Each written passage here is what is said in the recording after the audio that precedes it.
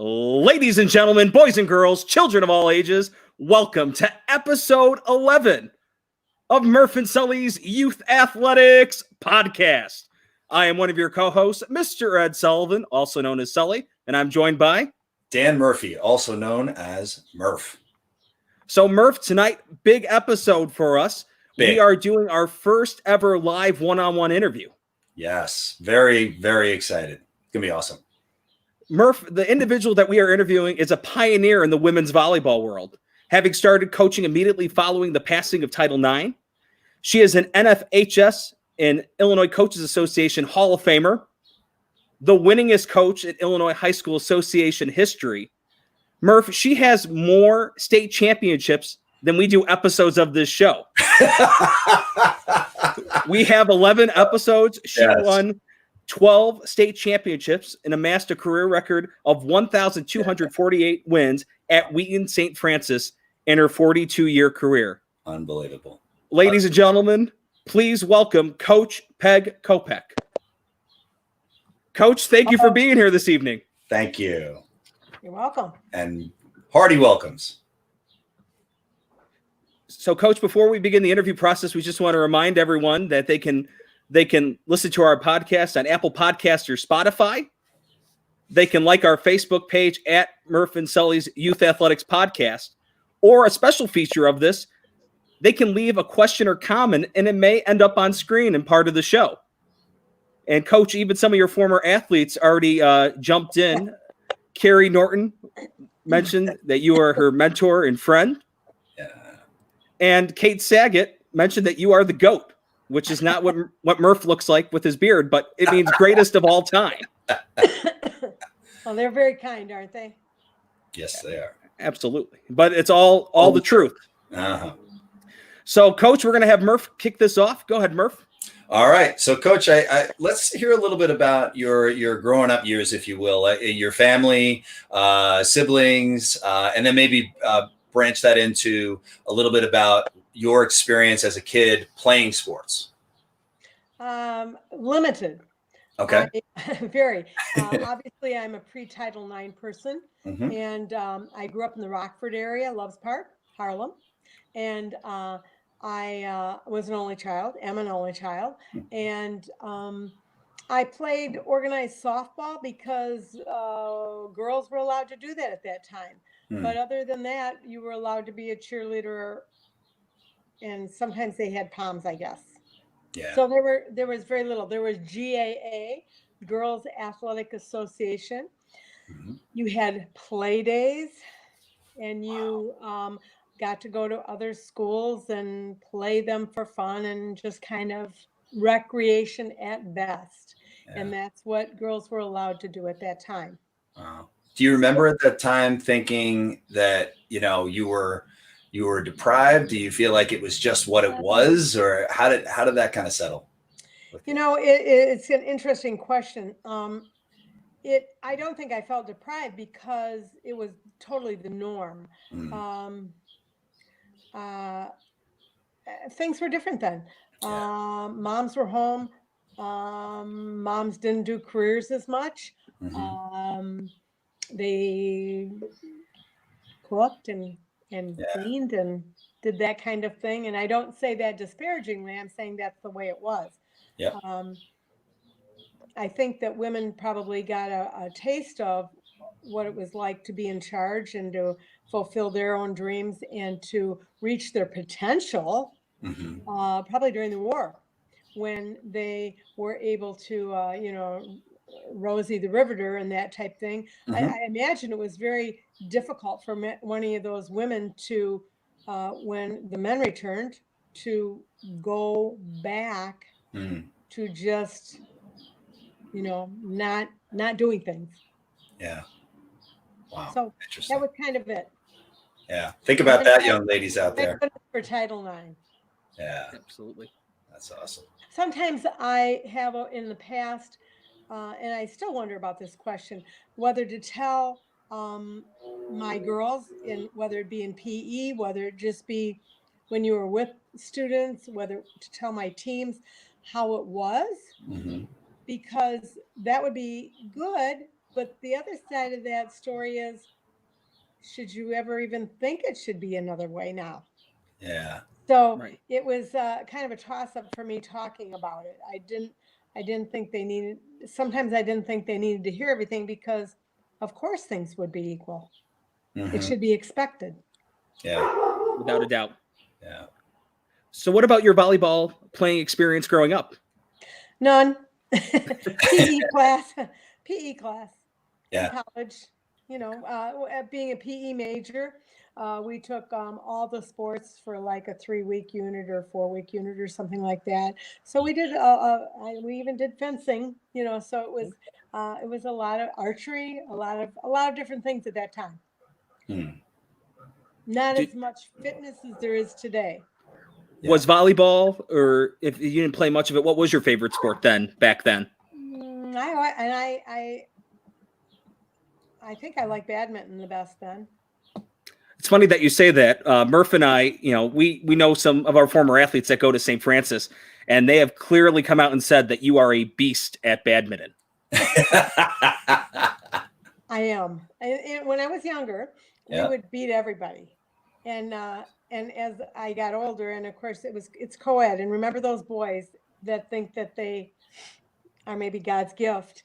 I would say, isn't it sad that an old, overweight, slower grandmother can beat you?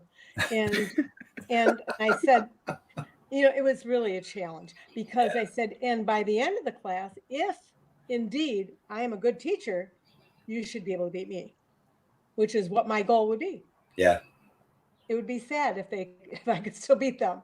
They should be doing a little bit more strategy than that. Right. You played a little tennis too, right? At some point? Sure. Yeah. I coached tennis as well. When I came to St. Francis, I coached several things. So. Okay. What were those sports that you coached? Yeah. Well, the first year I did track. Holy cow. That's all I have to say about that. I had a lot of good information for the girls. Run faster, stay in your lanes if that's what you're supposed to do at this time. Right. Jump high, throw farther. I had very little experience in track. It wasn't that tragic, but that was difficult for me, especially with track, because there's so many events. And if you are not very knowledgeable, I mean, today that would never happen. This was in 1974. So, of course, things were markedly different. I coached cheerleaders. The St. Francis cheerleading program was exemplary at that time, and still is good. But when I say that because when I inherited that program, it was already on top. They would compete in the summers, practice an awful lot, and win a lot of awards. So they were very good. I did track, and I did tennis. I always liked tennis. I like the racket sports a lot. And then later I started a badminton team. The only reason we did not continue that because all the people that were in our conference, no one had that. So that made it exceedingly difficult. And you would just be competing against schools that were, I don't know, 4 times as large as you and things like that. So that was difficult. I think that's about it, Actually, the reason I moved from volleyball was in the early winter at that time. And when they moved it to fall, I remember I was freezing in tennis. Absolutely freezing. And we had, I loved it, but it was really cold, and we looked like we were going to have a pretty good volleyball team the following year. And so I thought, hey, they're competing against each other now. I have to make a decision. So that's how I moved to volleyball. Warmth. Those outdoor sports, I mean, they can be ruthless. Yeah. They can be PE teaching. Remember, I taught PE all day too. Then to stand outside another couple hours is brutal. Especially in the Chicagoland area, right? Because you can get winter, spring, summer, and fall regardless of season. In the same week. So true. So let's talk about Title IX. So Title IX passes.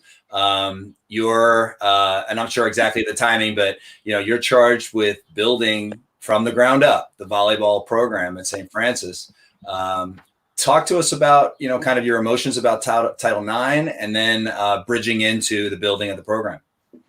Title IX is something very special to me. It was an interesting time. Now that we're home, actually just last night I was cleaning out some things. Holy cow! And I wouldn't even tell you what year I found information from, but early on, it was a struggle. Assertive women, even today, I think have disparaging names cast upon them. If a man is a go-getter or very assertive, very aggressive, he's a go-getter. Right. If a woman is very aggressive, they put another little negative name on you. But we really worked hard to try to ensure equality, and I think this would be women at any school. Actually, I feel like St. Francis has been very supportive over the years, but in the beginning, it's a mindset, a changing of a mindset. It was kind of like that little pat on the head or that little hug around the shoulder. It's okay, honey. Right. Callie, and there would be things like all of a sudden practice times would maybe be not equal. I can remember one year when the boys basketball started, it was at the end of the girls volleyball season, boys basketball started, and they said, well, maybe you can practice at Marion Joy. And I was like, well, I'm a team player. We can go over there for a day and practice. I don't care. And, at Marion Joy, they had a gym that had been converted from I don't know what, and the ceiling wasn't high enough to even set. So it was like, no. We're not doing that. So there were a lot of that. I think your best friend or worst enemy could be the athletic director. I tried to make them be my best friend. We would petition for things. We would write letters. That's what I found last night, some of those. And it was just about equality, about fairness. Even at practice times, the levels. The letter I found last night was saying, we want a freshman volleyball team. The boys basketball, the boys football, the boys wrestling, whatever. And that in the very, very beginning, because things were so new, a lot of times it wasn't really people trying to hold you back, but because they were new, they were slow and growing, and some of us aren't very patient, and we wouldn't have like a full schedule the first year. The first year I did it, and then it was like, oh, no. We have to have that. So we pushed hard for those type things. In the beginning, no one came to watch the girls' games, so I was a pretty good marketer. We did some silly things over the years to have to try to entice the student body to be there, to have some fun. I've always been a pretty good marketer for that kind of thing. And even today, this is an area, I don't know if it's from growing up with it or what, but it is an area that yells at me. Other people would not notice some of the things I noticed. I remember we built a new gym, and when you opened the doors, when you looked into the gym, all the boys' records were right there, and the girls' records were behind you. So I said to the athletic director, why are the boys' records there? And he said, because the boys' locker room is right there. And I said, that's a very good answer. Moving along now, but it yelled at me. These things always do. Sometimes they're very subliminal. I didn't think that anybody would go up to a football coach or a basketball coach, boys basketball, boys football, obviously, and say, hey, we've got this nice Spanish teacher that could be your coach with you this year. And no. So, those kind of things were things you had to just be watching for. And I don't think people always had the worst interest for you. They just didn't see it. So it was kind of an educational piece and a pushing forward, always being aware piece, I believe. And to me, the beauty of Title IX was empowering young women, changing that thinking. the wonderful thing about girls, I think, is if they have a financial situation, they have a wonderful option. They can stay at home if they're mom, or they can work if they're mom. Mhm. They have actually an option. Yeah. Where if a man wanted to stay home and send his wife to work, he would probably be like, "What are you doing?" You know, that would be the counterpart of what I'm talking about with Title IX for women. Yeah. So people are becoming much more accepting, I think, of male nurses now. Mhm. People don't bat their eyes so much at that. In the beginning, it was like, "What is happening here? Yeah. You're either a doctor or you're not a nurse," you know. Right. Mhm. But the same with women becoming doctors instead of nurses. So when you, I feel fortunate to have lived during this time because it's a beautiful thing to look back on and see the changes. Yeah. Well, I can empathize with your struggle with athletic directors. I have a very difficult one that I work under currently. That's well, that's for another show. Yeah, it's, I have very little complaints about the athletic directors I've had at St. Francis. Oh, I was just taking that as an opportunity to get a dig on Sully. Oh, he, okay. he, co- he, co- Well, he I just coaches. want to make sure that the people I've worked with, 90% of the time, maybe 95% of the time, were great and helpful Yeah. and helped us get to where we needed to be. So you feel like it was like you said, it was just more of an ignorance or assumptions, and you had to rattle some cages. A little bit of both. Okay. A little bit of both. And they probably didn't see the vision that you had for it all. I don't know, that you're probably giving me too much credit. I'm not sure I had an outstanding vision. I knew what I wanted. Mhm. I didn't want somebody putting their arm around me and say, "Oh, honey, it's okay." No, it isn't. But on the other hand, I believe that you have to earn respect, and I think you have to demand it. I think people have always kind of laughed a little bit. I always dressed up to coach. I looked at that basketball coach, and way back then, he had on a 3-piece suit. Hmm. Maybe he didn't have that jacket on for long, but he started out in a 3-piece suit. Yep. Or a tie that was up. Mm-hmm. I don't think he wanted to coach in that. I don't think he wanted to coach in that at all. Mm-hmm. But that was what was appropriate. Yeah. So I always tried to look professional. I thought it was I wanted my girls to act professionally. You can't demand equality if you act like a knucklehead. Right. That's interesting. So you had to demand it. One of the things I don't think I ever really accomplished, and maybe I didn't do a very good job of training or explain it clearly enough. If you can think back about your days, if there were ever a team that talked, well, the boys, I think, are silly on the other end of it.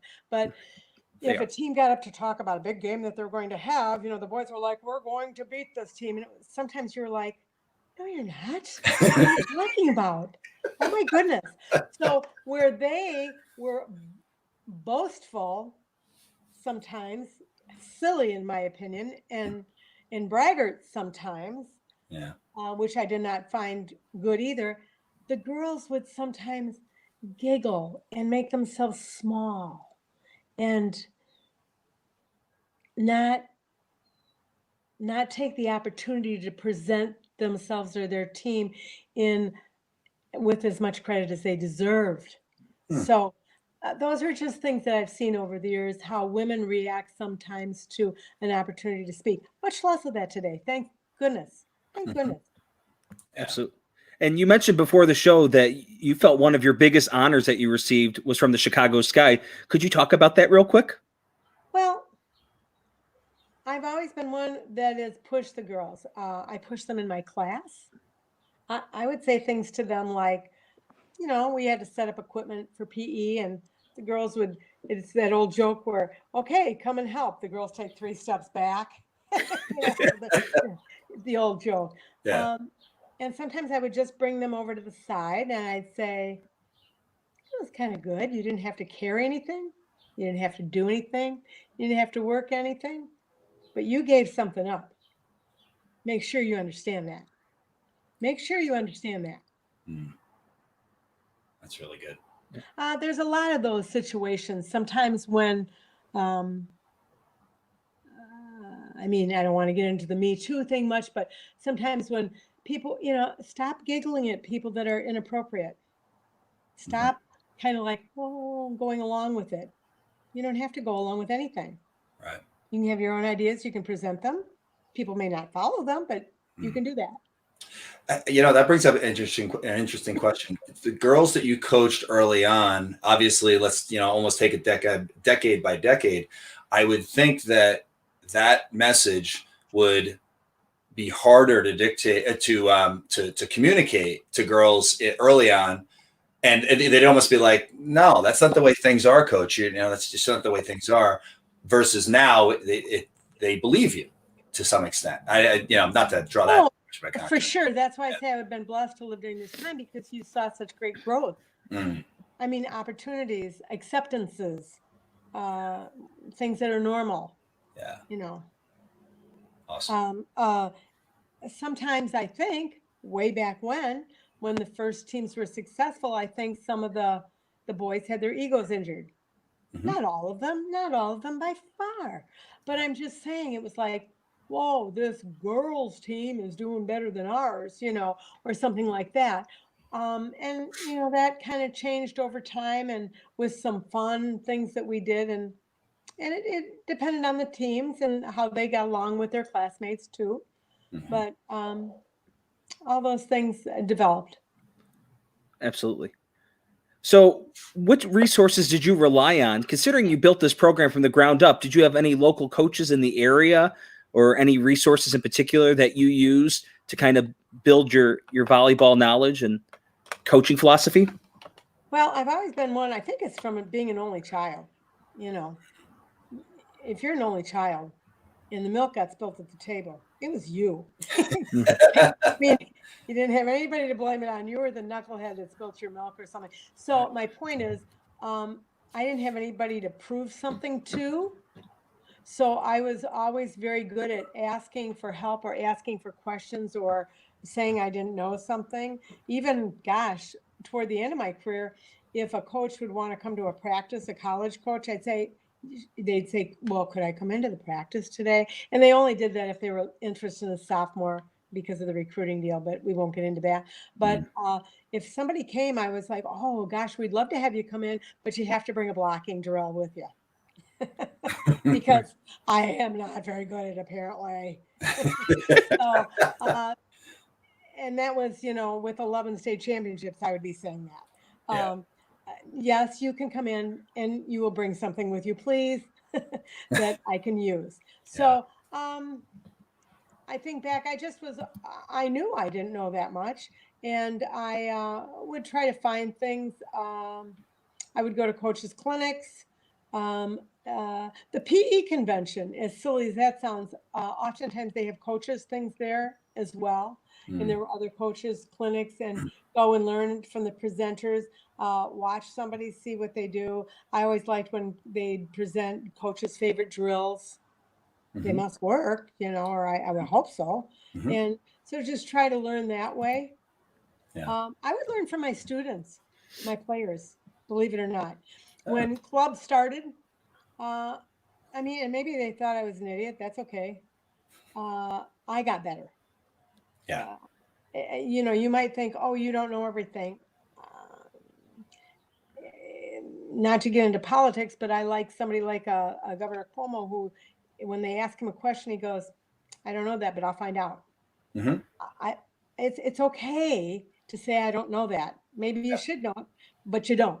Right. So there it is.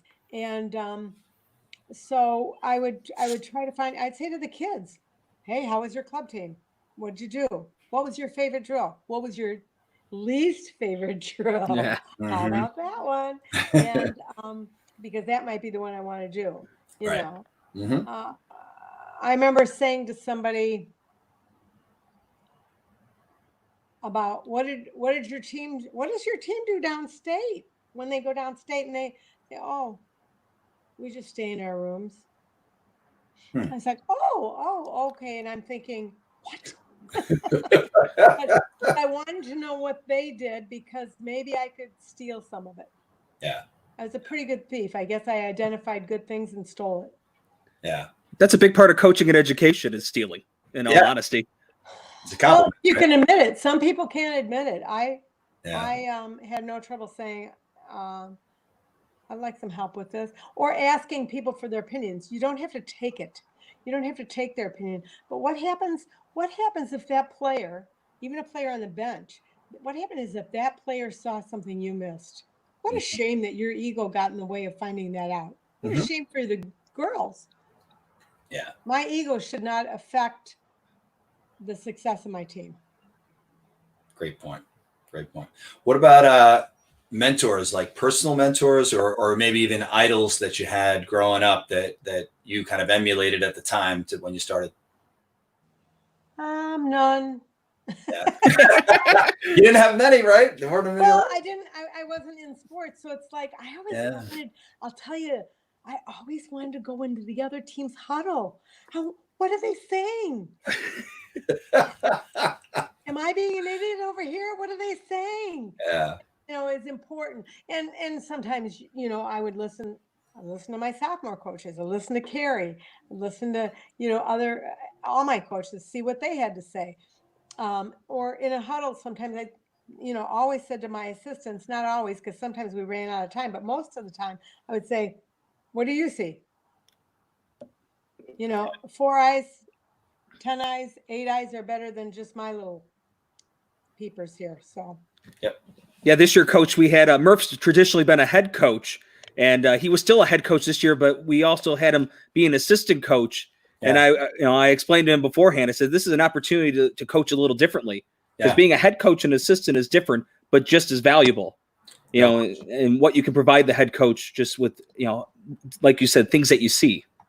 Yeah. And they also have a different role.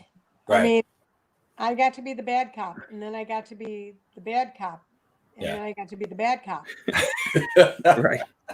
It gets, and that gets old.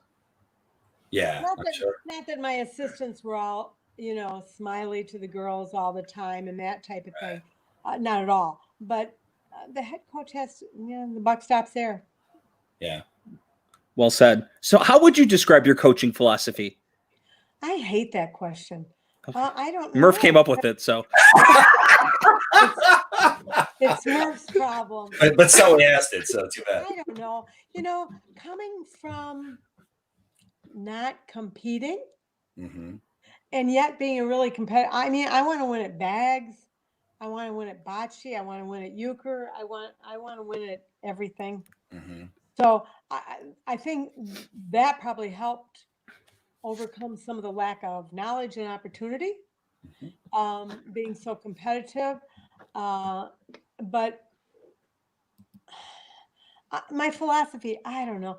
This is going to sound a little Pollyanna-ish. I want to win. I want to win all the time. Yeah. And I want to know every time. But this sounds, I know, like kind of silly, but it's the truth. I always wanted my girls to do what I did yesterday and go back through their stuff and have wonderful memories, something special. Whether it's easy to have something special when you win and if you're a starter. For that kid on the bench, it's not so easy, but hopefully they felt a part of it. Hopefully they felt included. I know it looks like, and I think that I've been guilty of this for sure. You're talking to the starters more because it has an immediate reaction on what your team is, their success or not. I probably always could have worked harder on that, but I always wanted those girls to feel like they were involved in something special and they had some great memories. Yeah. Cool. So that's not exactly a philosophy. I would have loved to played more girls. That's tricky. Right. Get more playing time, you mean? Yeah, and volleyball is kind of funky. With basketball, you go out there for 2 up and down and you're out, but you got in. And it was, but volleyball is so specialized in what happens, and it's just not as easy. Yeah, I know as an athletic director, sometimes one of my challenges with parents is, a lot of time in today's sports culture, everyone, especially at the middle level, is all about equal playing time. And I have to explain to them that, volleyball, especially if you have someone that is back row only or front row only, depending on if your team or the other team goes on a run, trying to maintain equal playing time is just almost impossible. It's not very easy. Yeah. Yeah. The substitution. But I must say, I would say a lot of time to my assistant coaches, help me out here. Help me out here. I am thinking of other things, and I know that I need help in this area because I'm not on that page. And I would love to be on that page if we can do it. So having somebody that's their job, or that's part of their job, to remind you of that, or suggest that, or say, hey, what are you doing? You know, this is a good time. Hello. That's a good thing to give those assignments to your assistants. Good point. And Coach, some of your former players once again are chiming in that Peg created the best memories for all of us, from Carrie and Kate Saget. Mentioned, in my entire career, nothing is as special as the memories I made playing at St. Francis. So it just shows that make me cry. That's the goal. Sorry. So I have these bins. I'm a borderline hoarder, for starters. So and everything was always going to go in a scrapbook. I don't think I have one. And they're just like, newspaper articles are not as prevalent today, but they were then. Little box scores, everything. I got a lot of stuff in plastic containers. I mean, lots. So, Coach, how about now, I won't say philosophy, but your approach to different teams over the years, has that changed based on either personality or talent, or the team dynamics, things like that? Do you change in certain ways with those types of dynamics changing? I think you do. I think you do. But when you do that, you open yourself up to criticism for keeping things even for everybody. I can remember, I can't believe 2 times I did something. Both of these stories, you're going to roll your eyes right at it. Hold yourself here for a second to try to help yourself out. A little safety measure here. One time I let a girl who is a setter, who you need at your practice, by the way, I let her go get her driver's license. There was a long sob story. She could never get it. It was not working out. Another time, a girl, and this would be where I would roll my eyes. I let her boyfriend broke up with her, and I let her go home. I did not do that. Those are the only 2 things I remember. But I mean, she was going to be worthless to me. Right. But you can't establish that. Then you say worthless.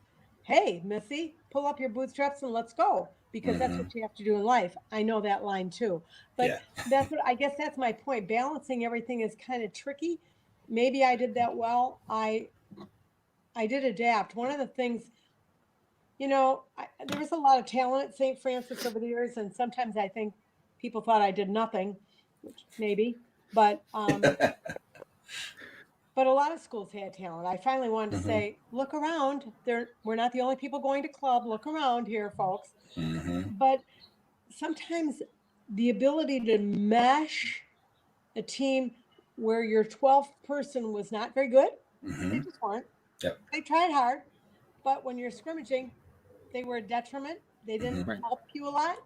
And sometimes somebody was so good, and sometimes somebody wanted to play in college, and they wanted to play in college, and it was so important to them, and somebody else is going, I'm done after this. And trying to get all those people to see the other people's viewpoints. I used to use a hand of cards, like what you're dealt. And to some of those really people that were so driven and so talented, and you don't want to hold them back, for goodness sake. But you say to them, all I'm going to say is, you just, at your club team, on your team, you might have 2 aces, maybe no kings, but you got 3 queens and a couple jacks, only a couple jacks. Where on this team, we have one ace, we have one king, we got a couple queens, we got some 9s and 10s thrown in there for fun. Mm-hmm. And the expectations shouldn't be lowered, they should be reasonable. Mm-hmm. And you know, everything in life is a balance, everything. Yeah. And finding that balance is not easy, and sometimes you do and sometimes you don't, and you have different kids. Some people need to be yelled at, they want to be yelled at, that motivates them. Yeah. Other times you have people that will be a puddle of water, so that's difficult too. And then you're treating people different ways, so then you think, is that fair? So I used to try to get a lot of help from my captains, because I don't see or hear everything. My assistants don't see or hear everything, although sometimes they hear more than I. But sometimes the captains can be so helpful. My best ones were really ones that got along with everybody and pushed, but got along with a good leader. Good leader. That's what a good leader is. Yeah. That's Coach, interesting. I didn't think about that. No, go ahead. Coach, did you select your captains, or did you have the team select your captains? Do I have to tell? No, we don't want to break. We might do a follow. Who I wanted. No. I mean,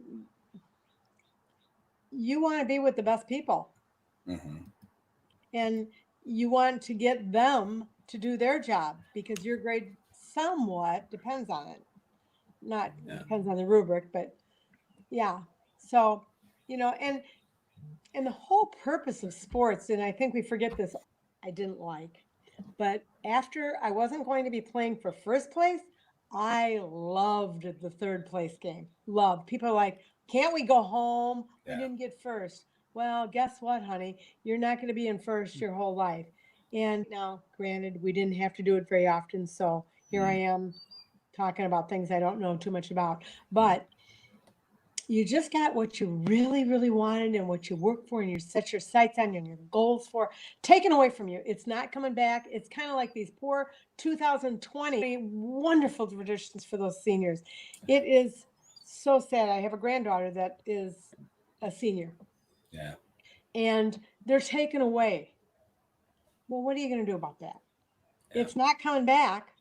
This one really wasn't anybody's fault either. Only 2 teams finished on a winning note. Just those 2. Yeah. So, I think there's so many things with getting along with people, how to one from. Yeah. That's well said. Well, Coach, we want to transfer to something that you're very well known for in your career. I'm actually going to share a screen here with everyone, and we haven't done much of this on the show, Coach. I'll tell you, sometimes I thought, are we playing volleyball here or doing a marketing plan or something? Because it's kind of crazy. I liked them all. I love that kind of stuff. There were some one, and cost and time are important too. Two little things that I would say, I would have the kids do that. I didn't have them pick out the letters because we might have been there for 6 weeks and not practice. But I would have their names in alphabetic, and they were numerical order. And you are putting your name up there and making that commitment. Not me. You are. Your name is the only thing you have in your life that's going to remain with you no matter what your circumstances. And hopefully that'll mean something to you. I also, when they got trophies, I could put them in the trophy case, or whatever. The manager could put them in the trophy case. We could get practicing, but I would have them put them in the trophy case. They earned them. Yeah. And so they should do that. I started Grandparents' Day. Grandparents' Day is a wonderful opportunity. Volleyball game maybe or not. And some of them didn't have, like me, I had no grandparents growing up. They were all deceased. And so you could have a VIP. Maybe an aunt, maybe your mom's a really good friend that's like somebody special to you, whatever, an older sister, but they would be invited to Grandparents' Day. And I had them write a letter, and I didn't read them, but I said, this shouldn't be like, Grandma, love you. Right. You know, little hearts on it or something. It should be something, and something that that person could read. And if you would have seen, talk about tears, if you would have seen the looks burst off their jackets, I don't know. It's so proud. And the love that they have for a grandchild is, I think, more than you have for your kids sometimes. But whatever. Deal with it. Yeah. Yeah. I mean, it's just a very, very special thing. So we did Grandparents' Day. I didn't cost a dime. The kids wrote a note. Some of them wrote it on crummy paper when I wanted to hurt them, but they, you know, they did that. That was good. We did a lot of giving back to the community. I think we should have, I don't know if we could have done any more. We did 3 things. We started out the year, and now almost all the people at St. Francis do it. It seems like all the teams go to Feed My Starving Children. It's easy. It's can be there. Yeah, that's it. Feed My Starving Children, I think. And you know, you go there. It's pretty easy. You don't have to push yourself out that much. But it's it pulls at your heartstrings, the few stories that they do tell you before. Yeah. And it's certainly something that is not difficult. I don't know if I'd really call it service. Yeah. It's fun. It's a lot of fun. It is a lot of fun. And I wanted my group, just so you know how competitive I was, I wanted my group to make sure that we packed more than any other group. So you know how that goes. Yeah. We did a toy drive at Christmas. We had an alum, the foundation is no longer in existence. It just went out 2 years ago, or maybe this year was the first year. But they gave food and clothing and medical attention to people in need in this area. And so at Christmas time, they did toys, of course. So we ran it at St. Francis. All the kids at the school were asked to bring in a toy, and then we loaded them up and gave them to them. And then we did Volley for the Cure, which is not exactly service, but kind of, sort of. It's an educational piece. Plus, you did raise some money for a worthy cause, and something that unfortunately will probably touch all the men and women in the room. So, you know, so those were things that we did. Some other things we did. Oh, if I'd known, I might not have done this if I'd known it would take on a life of itself. I'd seen, this is the thing, you see, and it was like, oh, that looks fun. I can remember the first time I saw one, it was when Men in Black came out, that movie, and some girls' team, I don't know if it was basketball or maybe soccer or something, they had done a Women in Black, and they did a poster, you know. So, man, I jumped on that with 2 feet going in, and we had some great ones over the years. We had some way fun posters. We did crazy things sometimes. What about this one, Coach? Yeah. I think this is my favorite. I had been dying to go. We kind of started making road trips to places for pictures, you know, like Brookfield Zoo, Heads Above the Rest. We did the giraffes, and it was the only braggy thing that I think it's the only braggy thing we did, because sometimes the titles were a little braggy. Heads Above the Rest, really. We had live chickens one time and a lassie dog in a cornfield with a volleyball net. And I mean, live chickens, really. And we did, that was cream of the crop. And oh gosh, we went down to the Art Institute. We might have gotten into trouble for this. We went like way early, like at dawn. We went down like 6 o'clock in the morning, and we went to the Art Institute, and I had a pallet, and two people climbed up on the lion. I shouldn't say that because that was naughty. It was very naughty. And everybody had brushes and, you know, the palettes and all that thing, and that was state of the art. Yeah. So we would always do that. This one, what I always wanted to go to Buckingham Fountain, but I was like, shoot, I can't think of a thing to say. And finally somebody said, oh, royal blue. There it is. That's our colors, royal blue. And the seniors, as you could see, They wore like crowns, and they had the seniors always got to put something else on. We went to the Board of Trade, Mm-hmm. and I think they have a statue to the goddess of grains or something. That's That is not correct. That is not a correct title for her. But and that was taking care of business, and all the seniors had ties on. We had a fire engine once, and that was too hot to handle. They didn't have a Dalmatian, so of course we brought one in. We were okay with live animals, you know. So Sounds like it. oh my gosh, one time, oh, it was way early on in this little endeavor. We got to go to Central DuPage Hospital's operating room. Oh, No way. Way.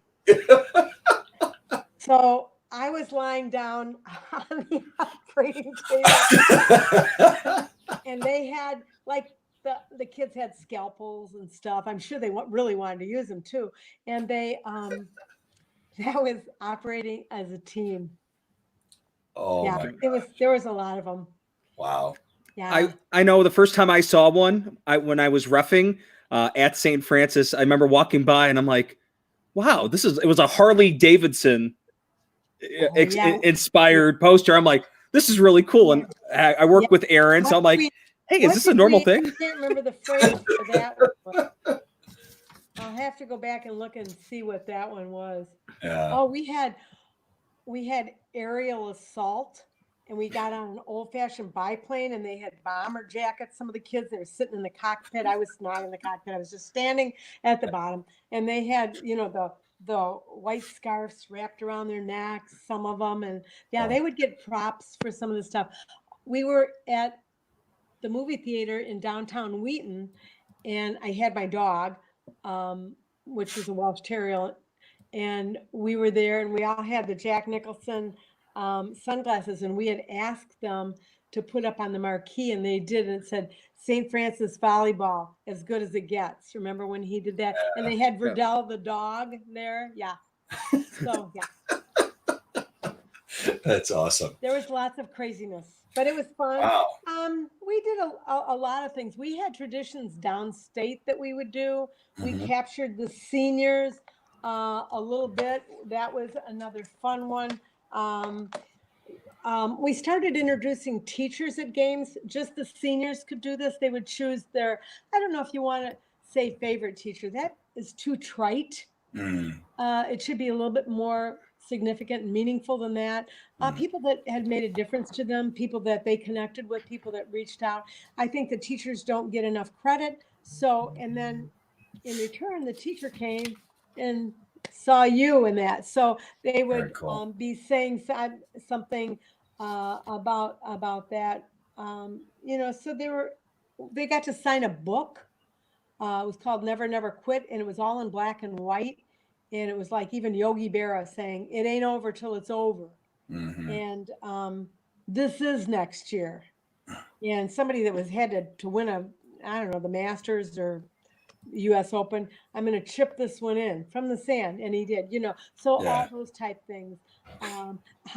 Remember was it USC? Their band had already started coming out on the field. Oh, yeah. The Hail Mary play. Remember that? So that was in there.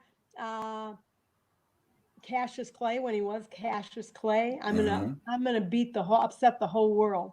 Yeah. You know. So they were playing somebody 17 years younger, and it was no ad tennis. No ad tennis. He played 100 and some games. Wow. And he was down set match point so many times and came back. And they said, how did you win? He said, you just play with what you got left. Yeah. That's pretty cool. Yeah. So as they made the varsity, they would take that and sign that. We tried to make starting lineups fun too, a tradition. We would throw out little mini volleyballs or T-shirts as they are introduced. And from watching The Last Dance, I have to write a thank you note again to our band director. He would play the Bulls starting lineup, and I don't know how many college's kids get to do this. But at St. Francis, they turn off the lights. You got a spotlight upstairs and it's flying all around on the crowd and everything. And we've got this crazy rock band. They are so good, aren't they? Aren't they ridiculous? So I've got a quick story. So when I had just started reffing varsity basketball, it was probably my third varsity assignment.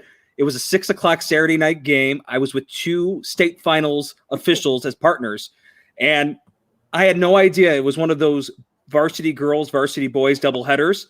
So we stand in our normal spot for lineups, and then all of that happens. The lights go out, and the band starts. Yep. And my partners, I was so like frozen in time. My partners are like, "Come on, son, it's time to ref." I'm like, "Did you see that band?" They're like, "Yes, we've been doing this for years." I'm like, "That's the coolest thing I've ever seen."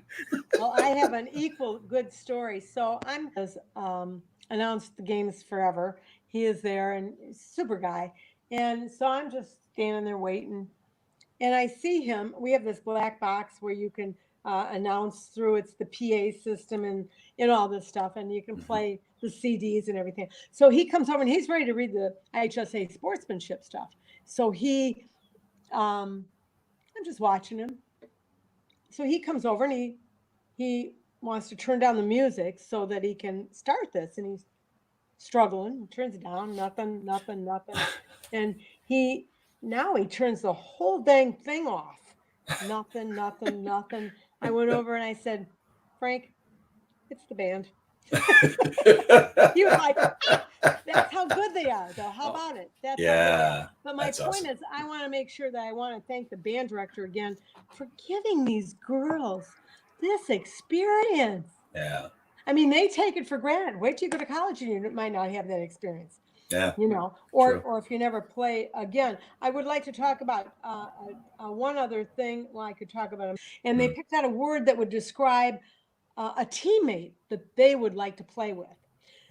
So the art teacher always took pity on my abilities, and she would take them and she put them all those words, those 12 words went all over this ball. And then at the end of the year, when the season was over, the team would vote on the player that they thought most represented all of those words. To me, that was probably better than an MVP award or something, or at least up there. It was pretty special. Yeah, your peers recognizing you, right? Well, and with the selection of a word that was important to them. Yeah, that's great. Yeah, there was only about 20 more things that we did. I was going to say, Murph, there's 2 things I want to have Coach talk about. Yeah. Coach, could you explain? I was going through the Facebook page and I saw this. Can you explain what this tradition is? This was a great steal. This was an excellent steal. What happened is when we'd start the playoffs, and we had a lot of playoff traditions as well. There were letters written. Were letters written from volleyball players, former volleyball players, to the whatever. This year would be this fall it would be the 2020 team, and then read them before practice or whatever. And I remember one was very short, and it just said, "Somebody in South Carolina is thinking of you," and the kids were like, "Whoa," Or they'd take a picture of their state championship ring, because that was something else I did. I know a lot of schools, they did. I don't know if you can even, if I could hold this in front of them, the camera would probably be helpful. But all of them were the same. I know a lot of schools, they made a new one every time. Ours was kind of like a sorority. They all had the same ring, but they'd wear them and they'd take a picture and they'd send them, and then you'd show them on the phone. So-and-so had a ring. But and you could have 2 girls would be on this huge oak tree. Our campus is quite beautiful. It's got many, many trees. And we also do have a tree for Megan Boken, by the way, who passed away. And she has her own tree, and we don't put any color on that but a royal blue one. So when we start decorating the trees, we put one on Megan's tree as well. But anyway, so before each playoff game, the kids get a ribbon. Those are supposed to be ribbons. They're actually plastic tablecloths that are cut up and folded, but that's their ribbon. Yeah. And then my daughter, Lisa Stone did it for a while. And my daughter did it with ease. I don't know. Some people can just do them so quick. And they did, I wish I would have had something. It was on the color of your opponent. So if we played Wheaton Academy, it might be burgundy. Yeah.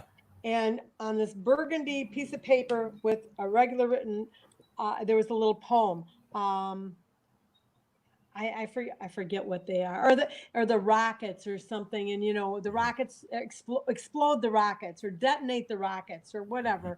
They'd have this little poem, and it would encourage you to really work hard or show them stuff. And it was all very clever verbiage. And then it would end with detonate the rockets. And then if we were fortunate enough to win the next day before practice, we got those in the locker room before the game. And a senior, it'd start with the seniors, and different people would read the poem.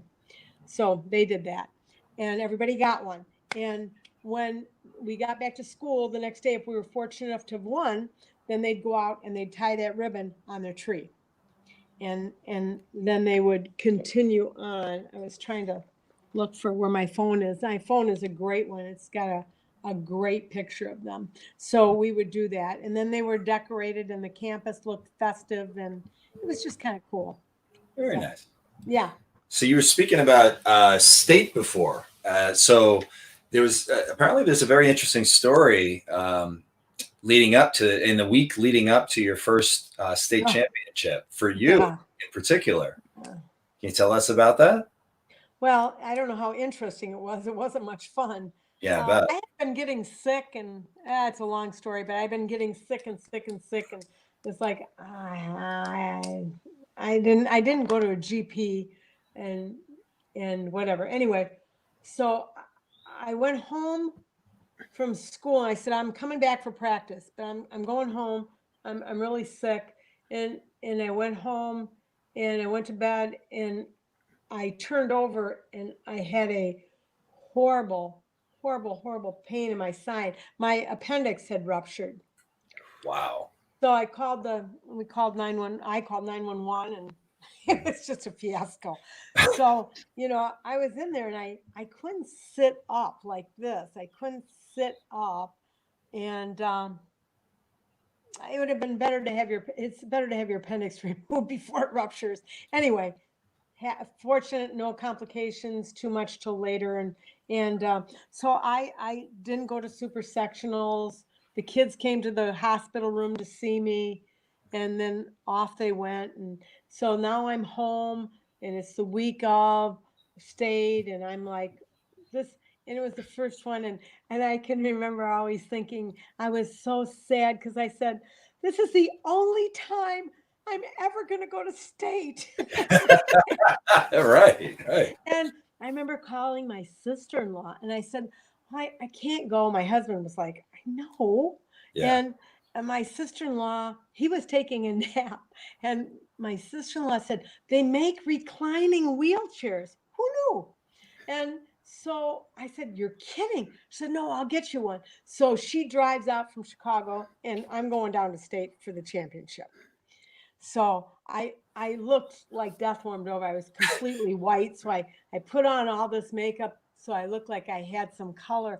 Well, and I went down there, and like I just told you, I like to look professional. I couldn't wear anything. So, I mean, it was all bad in the waist region. So I had on sweatpants and a sweatshirt and tennis shoes for my first ever appearance at state.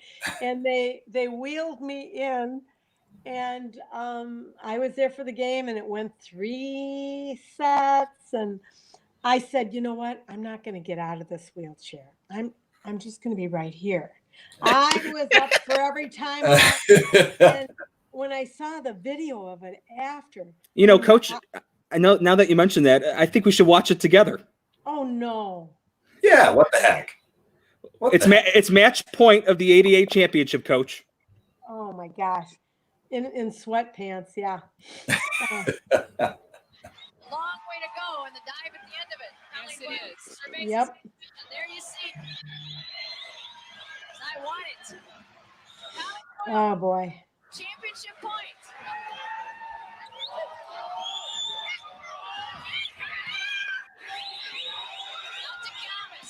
There it is.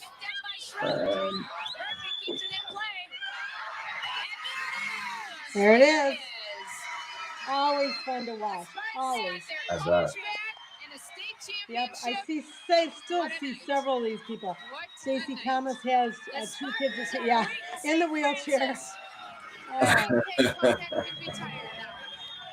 How are you feeling physically at that point? I felt great. I got back in the car because we drove right back. I felt like Linguini. It was shaky. And Ola Bundy, you probably don't know her. She was an older lady that ran the IHSA at that time. And I remember saying to Ola once, Ola, it would be really, I thought it would be really nice to maybe do something. She goes, and I don't think so. Okay, then that's that. So that's how she was really ran a tight ship. I liked her very much, but she ran a tight ship, and she had told me that they were watching me and they were already deciding which door they were going to take me out with. My eyes would close and then they'd open again. It was not good, but it was awesome. Awesome. So what any way you could just describe, you've worked all these years and you finally made it to that point with your team and they've accomplished what you've set out to accomplish. What's running through your mind? Oh, when they win? Yeah. Any of those 12 wins is like a relief. And also such a sense of happiness that these girls will get all those memories. Who gets to have those memories? It's awesome. Or just even being to state, and they're not going to forget that. I hope that doesn't end up being the highlight of their life for sure. But that would be a tragic life.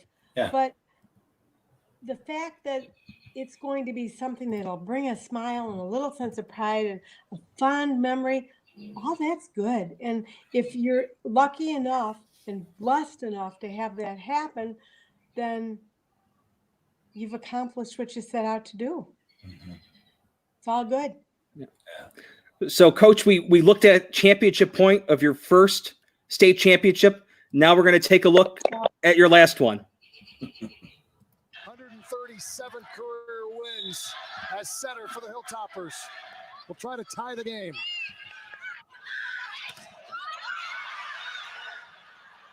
Haggerty wants it again. It is so fun. It is so fun to step back and watch and just be so happy for them. Yeah. I do love here how you're coming and making sure the girls get in the handshake line. Oh yeah. Well, they are on a real they have a tight ship. People don't think anything. They just like to crab at the IHSA. I've crabbed at the IHSA plenty, but I've also sent them thank you notes. Mm-hmm. Thank you for giving wonderful memories to my kids. Thank you for providing that opportunity that they have something that they can cherish for the rest of their life. Mm-hmm. So, but they are on a tight schedule. The next team has to come out or whatever has to happen. If they have an award ceremony, they got to get all that stuff out there. We can get in line. It's good. Yeah. It's all good. I have yelled at fans down there at state before too. I'm pretty big into sportsmanship too. Yeah. And you can act nice. Yeah.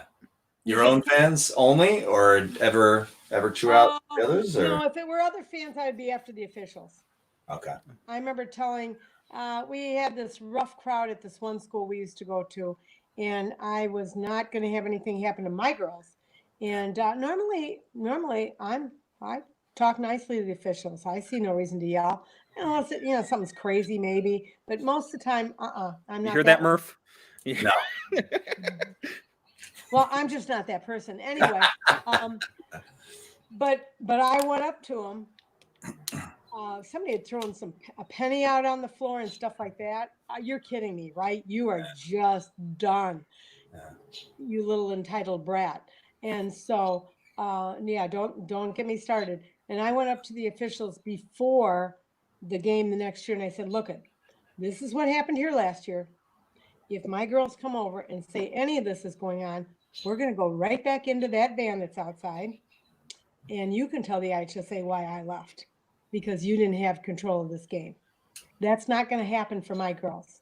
I will not let them get talked to in any kind of disparaging manner and that." But on the other hand, when our fans would do something, like one time downstate, they were acting crazy. They were just being naughty. And so I marched around behind and I said, "Is winning not enough for you? Is winning not enough for you? Wow. Let's review that." That's well said. Good for Well, you. it's something to think about. You have to taunt people. Is winning not enough? Come on. Yeah. So, Coach, you are the only coach in IHSA history to win a state championship in all 4 classes. And you had a stretch where you had both a 3-peat and a 4-peat. What can you attribute to that sustained program success?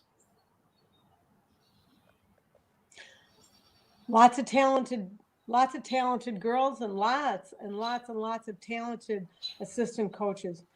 The fact that anyone would think that they can do something by themselves is absolutely ridiculous. It is a collaborative effort by all. That's what team is. I mean, I've thought a lot about this. I think not to sound like anybody else, but I think I surrounded myself with great people. That's what I would tell a young coach too. Try to find loyal and just good people that you're on the same page with. And, you know, that's what I think it is. It's harder to stay there than it is to get there. That's for darn sure. Yeah. Either people, you know, when you get pretty good, people either rise to the occasion and just jump out of their boots, or they fold, you know, but a lot of times it's rise to the occasion. So, and everybody would love to beat you. Who wouldn't? Right. I mean, Right. I used to tell my kids, and I don't know that they always listened to me. No, I know they did not. But I used to always tell them, you have to be extra nice, like nicer than you normally would think you had to be, because people are going to be looking for you to be nasty. They're sick of you. Yeah. Nobody likes a consistent winner. They get tired of it. They're pulling for the underdog. Let's have somebody new. I get it. Why wouldn't you? I do the same thing. So you better be pretty doggone nice, because people are going to look for you to be kind of cocky and arrogant and full of yourself. So make sure nobody can say that about you. Yeah. Wow. One time I forgot to shake hands with somebody. I don't know how that happened. I mean, anybody that knows me knows that would never happen. It did happen. Wow. Oh my gosh. I apologized about 90 times. You know, I was mortified. So, you know, you can't be that person. People are looking for you to be that person. Yeah. Good point. Switching gears a little bit, let's talk a little bit about club volleyball and the club scene, if you will. And maybe I won't say it's the club scene. That doesn't sound exactly right. But, you know, you obviously saw it evolve into the sport and you know, different priorities and other, you know, stuff like that. What's your take on club kind of, maybe, actually, let's start with when it first started, and then kind of, you know, through the years, how you got to either work with it or maybe not like it as much or whatever it may be. It's an interesting animal, but it isn't just club when you think of it. 2 little quick sidebar stories. When I first started at St. Francis too, not when I first started, but early on, one of the English teachers there started a summer ACT prep class.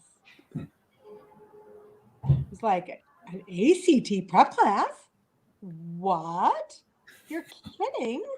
That's interesting. Ooh, I'd like my kid to get a leg up.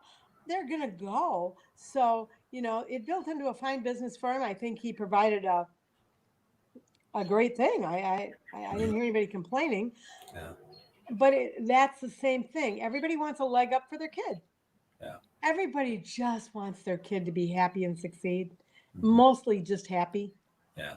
And then later on, years later, because volleyball was always the evil club sport. I mean, it just was, because we were one of the first ones, and it took off. And in this area, it was hot, very hot in this area. But I remember probably about 10 years ago now, I saw this lady at St. Francis, and I was like, wonder who that is. And then I saw her again. Finally, I'm like, who the heck is this lady? Oh, she's somebody coming in to give voice lessons.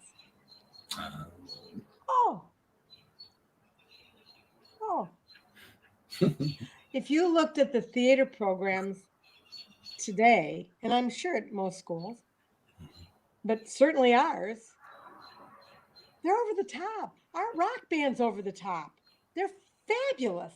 And they have serious tryouts for the singing positions, Ed, in case you didn't know, which you could probably imagine, because they're darn good. Mhm. And you just get, everybody just keeps trying to do that, and it just doesn't matter what. Every sport, everything. Yeah. Private, it went from being in club, and then you'd have maybe a group lesson, or first you went to camps. First there were camps, and then club, and then privates. Now all these private lessons. I wish we could, years ago people would say something to me, and I'm like, hey, I wish we could go back to 3-sport athletes, and that ship left, and we're not in charge of that ship. The parents are in charge of that ship. Mm-hmm. Now, I never said my kids had to play club, and I didn't say where they had to play club. Sometimes I would be like, oh. Yeah. And the reason I would be like, oh, is because I don't like people wasting money. I mean, and time, Lord. Yeah. But people are searching for college scholarships. I mean, there's just a million reasons that people do this stuff. Yeah. Do you think most of them are, I don't know if for lack of a better way of asking it, do you think most of them end up to some extent negative because, of that, I want my kid to get a college scholarship, or not that that's necessarily bad, but in and of itself, but what do you think about that? I don't know. Sometimes it's a way for a parent to parlay not paying these exorbitant college costs. Yeah. I mean, people have a lot of different financial levels of ability, and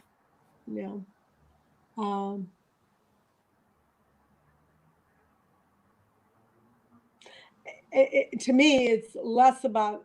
I know that there are some coaches that say you have to play, and people would say to me, "Do we have to play club?" And I said, "Look, you don't have to play club, but let's say I go to school 2 days a week, and you, Murph, go to school 5. Right. I sure the heck hope you do better on the test. Mm-hmm. If you don't, wow. But maybe I'm really a smarty pants. That is not true. But maybe, and I can do well, So it all depends on your ability. It depends on your desire. It depends on your training, where if you get good training, if you don't, there's so many things. We had a lot of club players. So did a lot of people. Yeah. And people always said, well, St. Francis has club players. Yep. Yeah. Yep. But now here's another good question.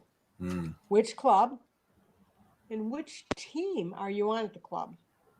Right. Most of them go by, I think they go by colors. A lot of them anyway, that I've heard, they go by black or white or blue or red or whatever. Right. And I always say, we've got people that are on the plaid team. We've got people that are on the polka dot team. Right. Yes, they are a club player Yeah. on the polka dot team. Right. Any thoughts as to what you tell a kid as to not necessarily whether to do it or not, but what their approach, if you will, should be to it? I think it's like buying a car. Yeah. I think it's like making an event, choosing a college, choosing a high school, choosing whatever. What do you want? First, let's start there. What do you want? And what can you get? They choose. You're not choosing. Yeah. Always. Mhm. And what's the payoff? What are you looking for? Yeah. To make the team? To be a star on the team? To play in college? To not, so, Yeah. I mean, the kids are all over. They have to decide what they want. Unless it's a financial deal they make with their parent, they need to tell their parents what they really want. Yeah. But I mean, I remember one girl, she went to college on a scholarship. Mhm. That's how she got to college. Yeah. And that kind of So leads to our. Did you get a job to save money, or did you do something you liked? I don't know. Right. That's why they have to evaluate it. It's a process. And that kind of leads to our next question, Coach. You have obviously coached magnificent athletes over the years. Do you know off the top of your head how many volleyball athletes you had play at the college level? I used to. I currently do not. We've had a lot of kids that played. Some have even gone on and they've played club teams at college. Mm. They have club teams as well. So some of them just love the sport, and either they weren't good enough or they didn't want to do that time commitment, so they did that. And then we've had people play, in the national championships and stuff like that. So it's just a variety. Some played some D2s that were better than a lot of D1s, and some played, what I always hate to see, and I gave very little advice about somebody picking a college and program to play with. Are you going to play? Because you want to play. So, find a place where you can do that. Unless you're happy to go to that school for the programs they provide, and you may not play, which is okay then if you're okay with that. Again, it all goes back to the kid and what their expectations are. Yeah. I was going to say, I know I can name three off the top of my head. Carrie Norton, correct? She played Right. college ball. DePaul, Kate Wake played. Forest, Your daughter, Erin, in South Carolina. right? So, the Haggardys, right? Molly, Maddie. There's just a zillion of them. Coker played at Texas. I hate to start naming people because I'm going to leave Somebody, a billion of them off. A couple, Michigan. I had two play at Seton Hall. I mean, it just goes on. Yeah. But remember, this isn't because of Peg Kopec. Don't be silly. Did I help? Maybe a little. I'd like to think a little smidge. How about a smidge? I'll take a smidge. They're in club for 9 months. They're by me for 12 weeks or whatever. 4, 8, 12 weeks maybe. Yeah. Let's not get silly here. Right. Well, I know you've been blessed to coach a lot of great athletes, and it's something that is fun for you, I'm sure, to go back and look on. One thing we want to talk about, though, is as you know, COVID-19 has currently shut down the sports world, and we live in a world where we may not have summer camps, potentially a shortened fall sport. If you were still coaching right now, what would be your approach going into this time of uncertainty? That's a very interesting question because one I have not thought much about. To me, I got no control over whether we play or not. None. So what do I have control over? I have control over team building and funky team building, I might add, because I don't think Zoom I mean, it may be okay. I mean, maybe I would do something crazy, like do bingo, Zoom bingo with my team. Maybe they would never join that Zoom call, by the way. So, but, and then I would say to somebody like Erin came up with she was always coming up with challenges. Stone was good at coming up with challenges. So I would have some sort of create some sort of a challenge with a prize, of course, with a this, with a that, of some physical thing to do that you could do. You don't have very many cards that are dealt to you here. You got a lot of 2s and 3s here. You know, this COVID is kicking everybody's butt. It's not, you know, it's tough. Yeah. I mean, these kids that just graduated, holy schmoly. Yeah. Tough. Yeah. And I think personally, but that maybe because I'm involved, and I know all the wonderful traditions St. Francis do for their grads. Holy cow. But I think it's much worse being a high school grad than a college grad this year. Right. It's probably more personalized at the high school level than at the college level. You're just a number at the college level. Right. Yeah, or you're looking for your job. You're gonna be, you know, you're looking ahead to a lot of that kind of stuff. Where these are the people that, as you grew into young adulthood, these are the people you were with. Yeah. I guess that's true in college too. I just think college is a different bird, though. The progression from age 14 to 18 is just astronomical compared to 18 to 21. I mean, it just we had a virtual transition. It wasn't a mass, but a transition day. Blah, blah, blah. They had a little thing, and one of the things that we always do, one of the teachers plays, you've got a friend. Everybody's in the gym for mass, and the seniors file in separately. They have different clothing on. They've got their college sweatshirt on or one t-shirt or whatever. And the one of the teachers is always playing on an acoustic guitar, You've Got a Friend. And the kids all walk up to their homeroom teacher who they've been with for 4 years. That's how we do it. And give them a hug, give them we gave them a blue carnation and go take a seat. That's how it starts. And then we have mass. And there's a million other things that happen that day. We have a keynote speaker just for them. We have breakfast from the Alumni Association. Goes on and on and on.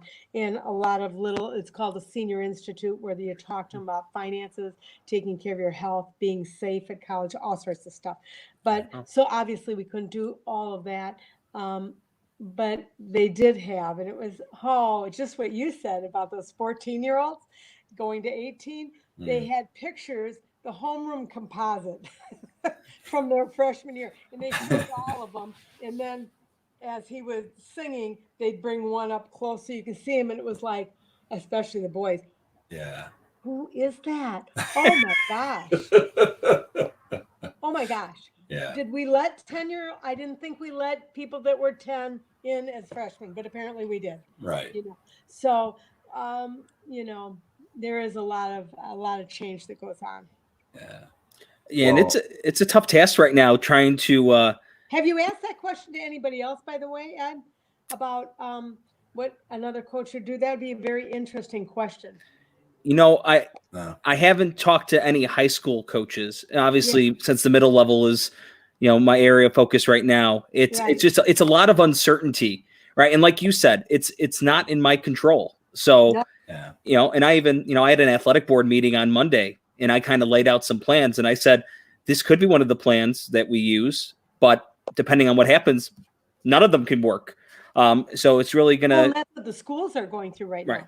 Virtual graduation. I think we've got, I feel sorry for any administrator today too, because they are making plans to change the next day. They're changed the next day. And you have to start we have a graduation date in late July.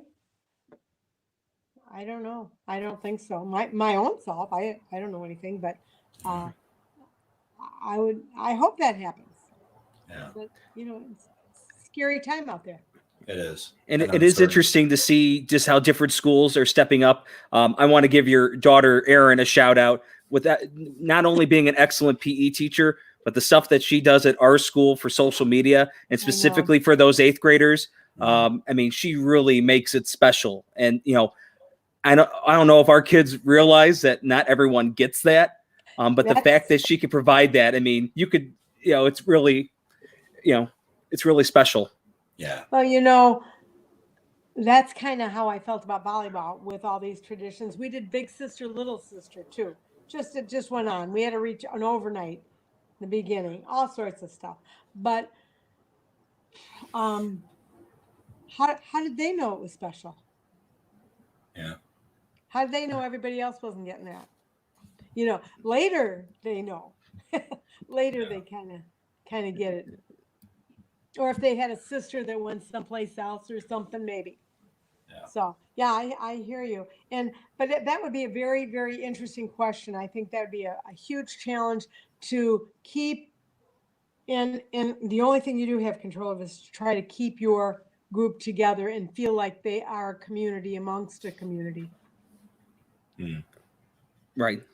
Yeah. I mean, one of the things I think about, especially with fall sports coming up, if you have a new hire as a varsity coach for a fall sport, and you don't have any prior connection to these kids, say you're an outside hire, not even a teacher in the building.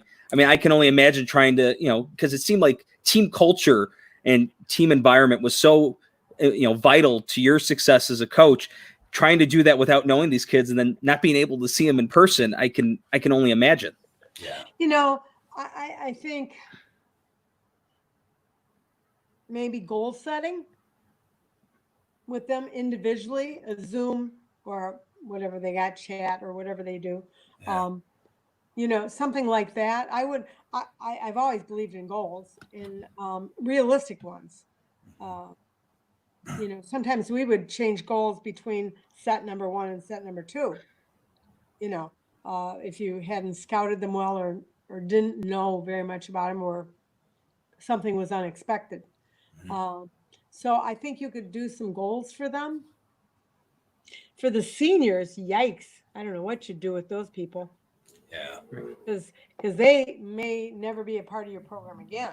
So you'd have to find a way to make them feel special and help them Yeah. feel that they were still a part of something that didn't take place.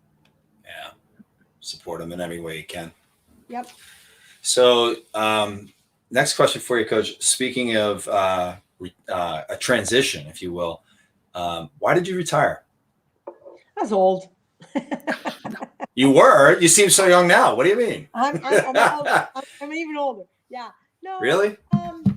Were you yeah. thinking about it For for a while? I was. I didn't want to, but I did want to. I didn't want to, but I did want to. I did it for a long time. It was Lisa's turn. Lisa Stone did so much for our program. She is just a special person. She does not seek any attention or credit. I tried to give her as much as I could.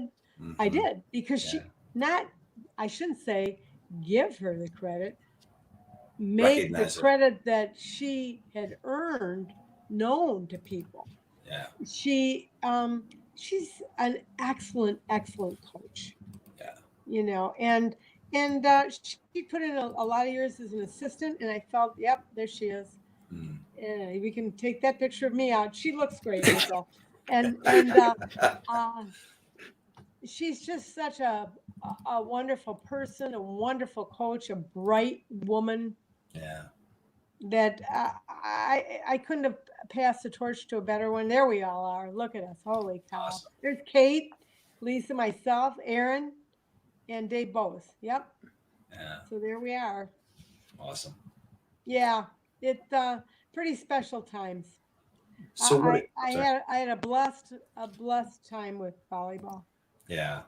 So what do you, I mean, this is probably a really loaded question, but what do you miss the most, if you will? I miss the girls the most. Yeah. I miss the girls the absolute most. I miss when you get old. One of my friends, I think, said it. She said it perfectly. It's one sentence, and you both need to remember it because it's so important. She said, I thought getting old would take longer. No, Yeah. think about Yeah. it. It's one sentence Sure. and it kind of sums it up. So Mm. yeah, I still wanted to do it, but you know what? I wasn't doing it. It was time. It was just time. Could I be an assistant coach maybe someplace? Maybe. I don't know. I don't know if I could be. You may know more than that. If you've been a head coach forever, being an assistant, you have to be quieter. I'm not a very quiet person, but Me too. for sure. Right. It's a burden, isn't it? You know what it is? I tell you what it is. It's the Irish. A little bit. Little I'm bit. not gonna lie. I still got my share of talking though. You get to. I mean, the thing I liked about it on the assistant coach side was the ability to. I mean, I still did it as a head coach, but I think as an assistant, you get to pull a kid aside and talk to them, you know, a little bit Individually. more. Yeah, and that's I think the best part about it. You know, it really is. Well, it was time. Yeah. And Okay. Lisa is superior, so it's all good. And our viewers are giving Lisa a lot of love as well. Yep. I Which work she with deserves. Lisa. I'm part of the DuPage Parochial League, one of the league officers, and Lisa does an excellent job helping promote our league and promoting youth volleyball. She's an excellent coach in our conference as well. So those girls that she coaches at St. Francis and those boys at St. Michael's are very lucky to have her. Very fortunate. And she's also an exceptional math teacher at a high level. I was going to say, being a math teacher myself, it's always good when you have people that you can count on. See what I did there, Murph? This is what I have to put up with, Coach. So, Coach, when you go to games, because and talking to our, once again, I say our former athletes that are at St. Francis now, we hear that you still go to just about everything. How is it watching a volleyball match now when you go? I hate it. Shoot. Why? First of all, the first time I went to a game, I didn't go to games for a while. Finally, my daughter said, "Mom, you can come to a game." And I was like, "No, I didn't want to be there. This is Lisa's program. I didn't want to be that person, blah, blah, blah, blah." She said, "Mom, you can come." So I go to a game. It's not at St. Francis. That was my first mistake, because at St. Francis, I can maneuver. I was sitting in the stands and we were acting crazy. Oh my goodness. I'm like, no. So if I'm at St. Francis, I don't sit in the stands. I hang out over by the side by myself. Yeah. So I can crab if I want, and I'm not bothering anybody else who doesn't need to hear me crabbing. And, one time I wanted to Erin was on the bench, and I wanted to text her something. But then it was like, well, shoot, they already know this. I don't need to be, but when you go, you're so used to have been able to saying something that you miss not saying something. Yeah. So that's hard, but it's fun to watch the girls. It's fun to get excited for them. Fun to get excited for Lisa and the coaching staff. It's all good. You're a little bit more relaxed too. Like you start. No. Well, I mean, relax in the sense that you don't have to do certain things, but you're just you're enjoying it. The tension of the game is still there, but I don't know. No, not more relaxed. Do you ever relax?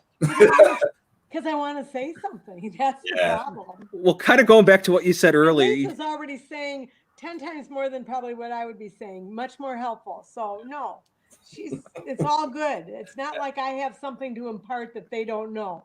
Yeah.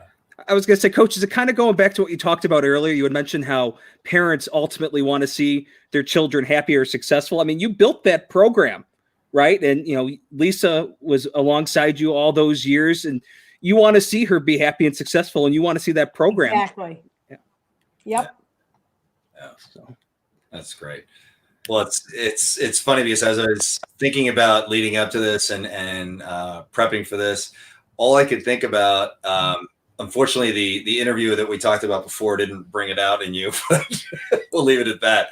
But just like Sully and I have such a passion for coaching, and that's why it's such a thrill to talk to you, not just because of your success, but because of your success molding young women, and being so meaningful in their lives, and trying to, and also just the aspect of, we're here to win, we're competitive, and we want to win, but and we want to also preserve the fun aspect of it, and the camaraderie and the things, and I think that's maybe the difference in coaching girls, is that boys are a little bit more black and white in how they approach sports, which is, it's just different. It's not bad or good.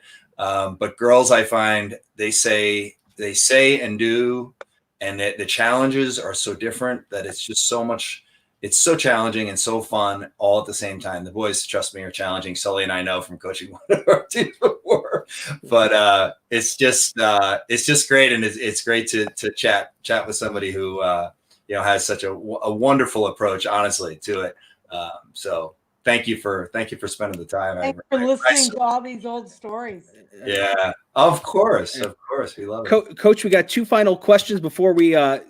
Our audience has asked some questions as well that we want to, give them the opportunity to ask. What advice would you give to a middle-level youth athlete that has aspirations to play varsity volleyball in high school? I would, if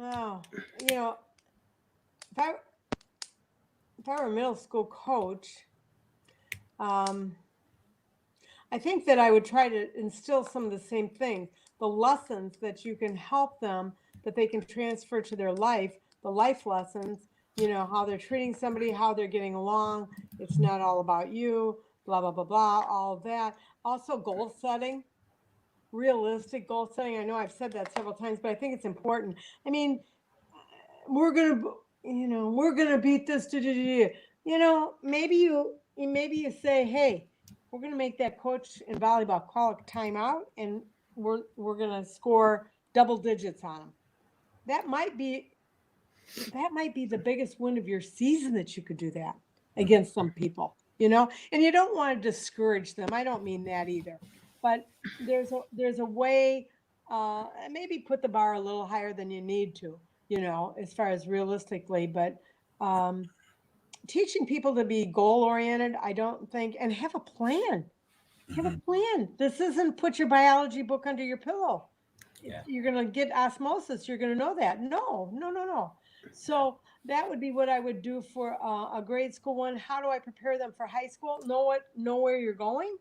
Sometimes I would say to them, when we started out, it was, oh, don't you want to go out for volleyball? Blah, blah, blah, blah, blah. And then in the middle, it was like, everything's fine. And then it was like, no, we'll do the cutting. Don't cut yourself before, some of them don't have enough confidence. Mm-hmm. So for them, what can you do to prepare yourself? And how about, what is a coach or a teacher or a boss? They kind of all go in order there, don't they? Absolutely. What are you looking for? Somebody that's crabby? Somebody that's how many kills did I get tonight? How many kills did I, All right. Do they want that? No. Somebody that and they're talking to somebody and somebody walks up, are they going to turn themselves and open up that? I heard it the other day. It's called not a circle of friends, a horseshoe of friends, because you should leave that little ending open to let more people in. That kid that's number 12 on the team, are you talking to him? Are you? Yeah. Or are you just kind of mentioning them? Those type things, because then you're teaching someone to be successful. And if you're not that great star athlete, which most people aren't, right. What's going to get you that 12th position? If that 12th position is what you really want, what's going to earn you that? What is it, Charlie Hustle or whatever that little phrase is? Yeah. Somebody that's picking up after, or maybe not looking like a little goody two-shoes person, but somebody that's always carrying their load as well, So those would be the things I would say. What kind of person do you want to be? Yeah. That's really what it comes down to. All those things that a coach or a teacher or a boss wants, those are just nice, characteristic traits. Yeah.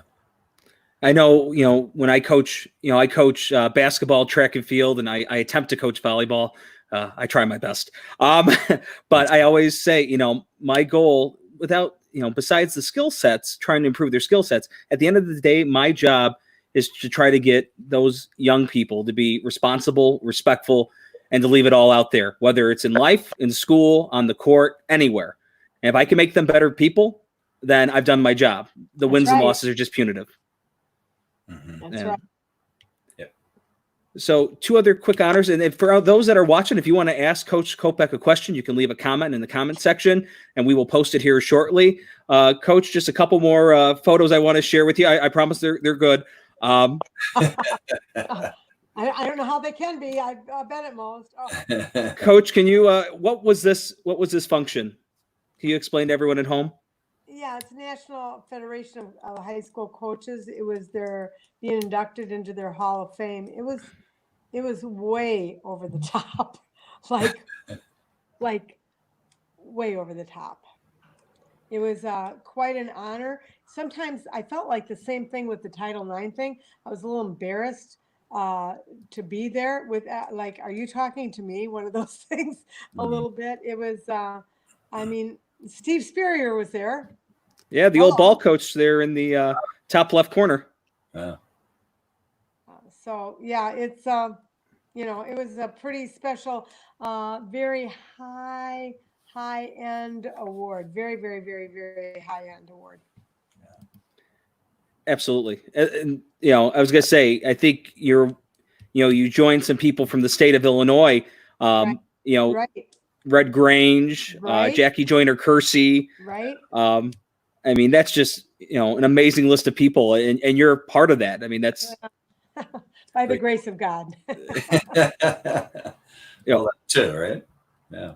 One other picture I want to share, just because to me, and I know you mentioned that the Title IX was probably what you felt was your biggest accomplishment. Being Illinois Coaches Association Hall of Fame, NFHS Hall of Fame. To me, from what I do, the biggest honor you can get, and everyone feels differently, is to have the court named after you. Oh yeah, it was quite a surprise and quite an honor. Quite an honor. Yeah. Yeah, it was funny. I won't point them out, but 2 people in this picture officiated that night, and it was that was alumni night. So I'm like, well, you have to get in this picture. They're like, you cannot be in this picture. And I'm like, good comment, good call. Let me get you a sweatshirt. So we got them a little thing to put on. But it, to me, and not, this is a pretty good crowd, and who lives in the state and who's not busy and who's this and who's that. But it is so magnificent to me to see these women there at the game, and to call them a friend, to talk to them, to share things with them. It's really special. It's very, very special. And we have, sometimes they come in with their kids, so that's always fun. We also have a Peg Kopec scholarship. I remember the first time I had to call the IHSA. You can't give an athletic scholarship. You know that. Yes. And so I'll be darned. The first person that got the scholarship, and it's only $1,000, so it's not like it's over the top. Yeah. But it is a scholarship. Mm-hmm. And the first time we had it, wouldn't you know it, this girl played volleyball. It was like, what is happening here? So I had to say, this had nothing to do with it. The criteria for the scholarship is that their mom played for me. That's all. It could be a boy. It could be a girl. They don't have to do any sport. They could be in government. They don't have to do anything at the school. They don't have to have a GPA. They have to have nothing. Their mom played volleyball for me. That's so cool. Yeah, it is. Yeah, it really is.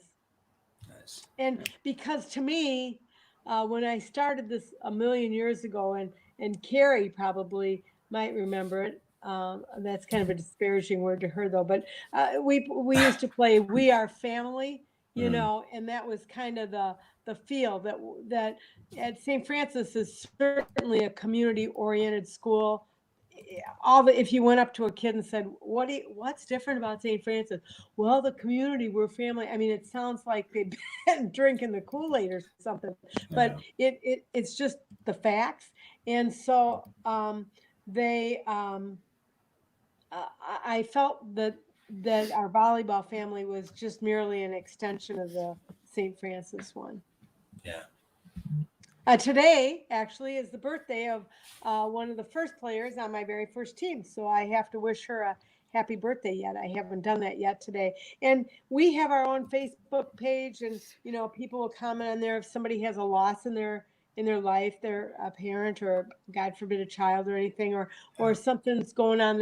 People can put things in there too. So it's all good.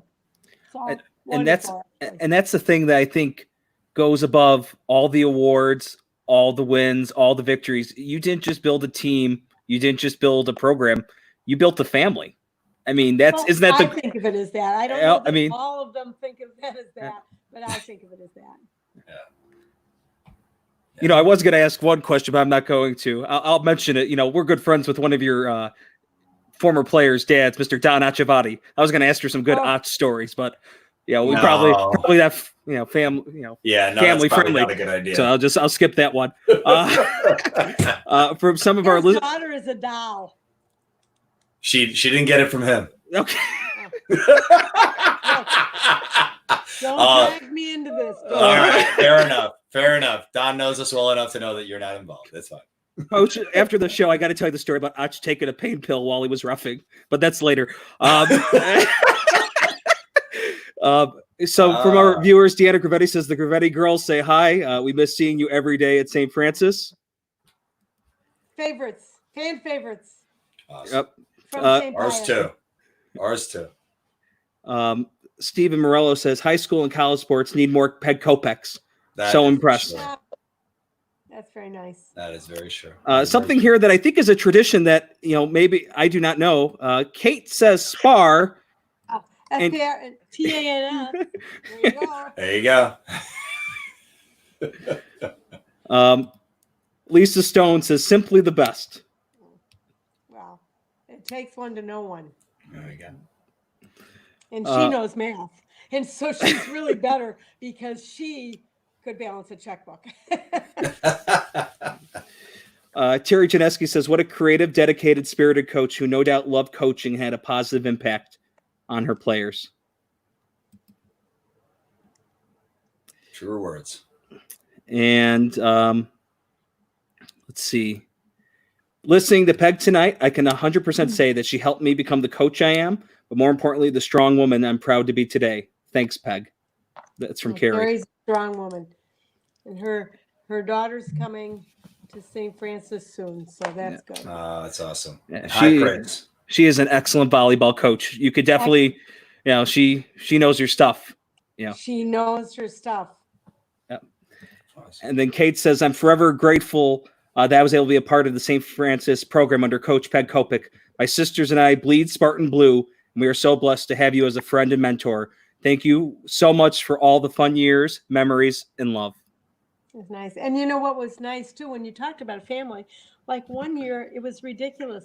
We had so many people that were, you know, it was the third child, the third daughter play.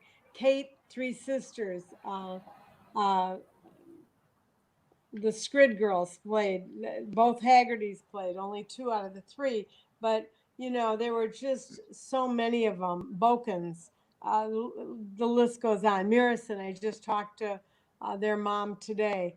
You know, there's a million of them. The Virtues. If I start naming, I'm going to leave people off. But yeah. Awesome. The Madonia girls. You know, Gina's come and helped us.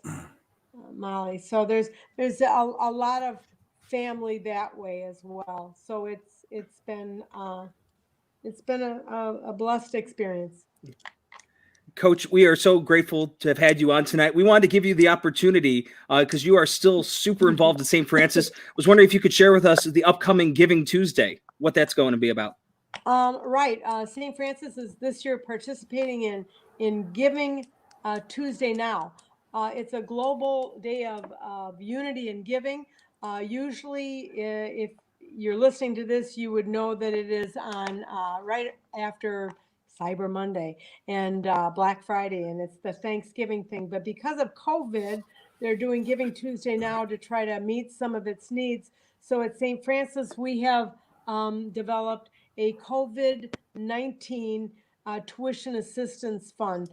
The purpose is to raise money on next Tuesday to provide funds to any of our families that are in unusual financial need because of COVID, and that their children would be able to complete their education, or the incoming freshman class would be able to continue on the Spartan path. And we do have one fun thing besides just having Giving Tuesday. The Spartan community is coming together, and we're having Spartans Unite, and it is a concert from our students and our faculty and staff, kind of like the big celebrity ones that we have, but ours is going to be not the big celebrity ones, but I think it'll be so fun. It will be not live, but it will be not streaming, but it will be posted at 7:00 on Tuesday on the website. So tune in, and maybe you'll hear that rock band and some other things. So, Coach, do you sing a song on there? I do not, although the band, another side horrible story for me was the rock band one year wanted me to sing with them. Sometimes they ask a faculty member, and I said to them, "Why would you be asking me?" And I said, no. I look like the personality, Miss Outgoing, that I would love this. I am outgoing, but not that one. No. And no, running hard in the other direction. And the band director, Bob Amenga, came up and said, "Peg, no one has ever said no to us." Oh, boom. It was boom. So Yeah. I went back to the 3 girl singers and I said, "Listen, you are babysitting me, and I'm not using that term loosely. We Yeah. are attached at the hip. You will be helping me." So, and I saw the video. It looked like I was having fun, and I knew to get them to clap and to put the mic out there on the chorus so they could all sing. And they said, "You kind of did a mic drop." Oh, thank you very much, St. Francis. Good. Here we go, Spartans. Boom. And I flew off the stage. They said, "You kind of bolted off the stage." Yes. Yeah. I didn't want to be there. It was one of those things, you're glad you did it, but you never want to do that again. Right. Do you remember the song? It was Rescue Me. Okay. And I wanted wow. to rescue me, get me off this stage. Yeah. They are very good. I was like along for the ride, but it was fine. Yeah. Awesome. We technically got you to sing too, by the way. Yeah. If you call that was one of the reasons right there. Yeah. So our last viewer comment for the night from the new head volleyball coach at Montini Catholic High right. School. Congrats to Trish. She said, "So fun listening and soaking it all up. Peg is a legend." Wow. Thank you. So, Coach, we thank you for being here this Good luck, evening. Trish. We thank you for everything you've done for the sport of volleyball and for sports and all young ladies and young men, everything that you've done. So thank you. Oh, thank you. It's been Yeah. fun reminiscing. This was, I was a little anxious about it, but you know what? It's so fun this is what I hope the girls do.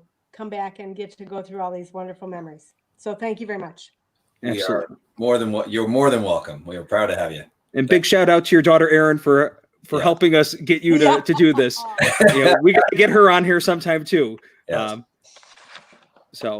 So thank you so much. Thank you to everyone for listening on Facebook and on YouTube Live. Once again, we are available on Apple Podcasts and Spotify.